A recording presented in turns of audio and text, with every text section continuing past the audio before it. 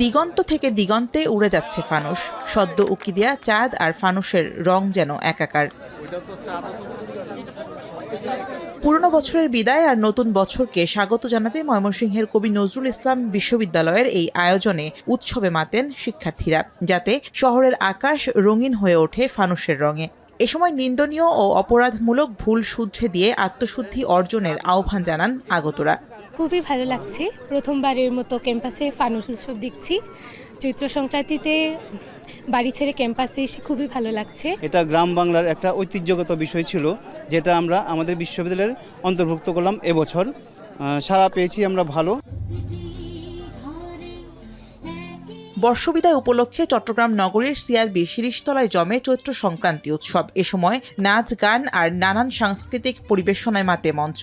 এছাড়া বিভিন্ন সাংস্কৃতিক সংগঠনের শিল্পী ও কলাকুশলীদের সরব ও স্বতঃস্ফূর্ত পরিবেশনায় ফুটে ওঠে বাঙালির আবহমান সংস্কৃতির নানা চিত্রপট ও কথামালা। এই উৎসবে আমরা সবাই আসলে উপস্থিত হতে পেরেছি বা শামিল হতে পেরেছি, আসলে খুব বেশি আমরা অনেক বেশি আনন্দিত আসলে এটাতে। অনেকদিন পর এটি করতে পেরে আমাদের সত্যি অনেক ভালো লাগছে। মূলত হচ্ছে বাংলায় আমাদের মাতৃভূমি, তাই বাংলার বছরটা আসলে আরো আনন্দময়। আমাদের জীবনটা হচ্ছে যান্ত্রিক জীবন, আমরা আসলে ওইভাবে অনুভব করার সুযোগ নাই।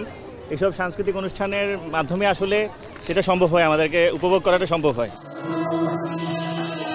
সাংস্কৃতিক উৎসবে মাতে রাজশাহী বিশ্ববিদ্যালয়। নাচ, গান আর কবিতার আয়োজনে চৈত্র সংক্রান্তির আনন্দ ছড়িয়ে পড়ে আগত দর্শকদের মাঝে।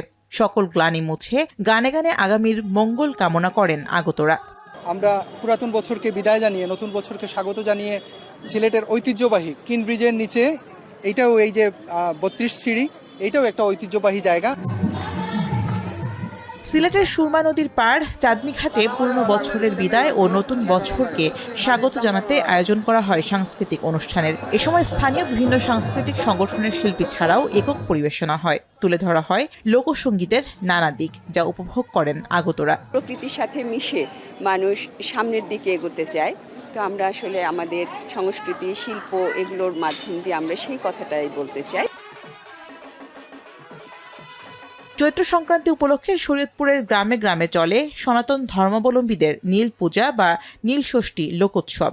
নীল সন্ন্যাসী ও শিব দুর্গা সহ বিভিন্ন দেব দেবতা সেজে নীল উৎসবে রঙিন করে তোলেন তারা। এ সময় উৎসব দেখতে ভিড় করেন গ্রামের বিভিন্ন শ্রেণী পেশার মানুষ। শামীমা রহমান শাম্মী, এখন।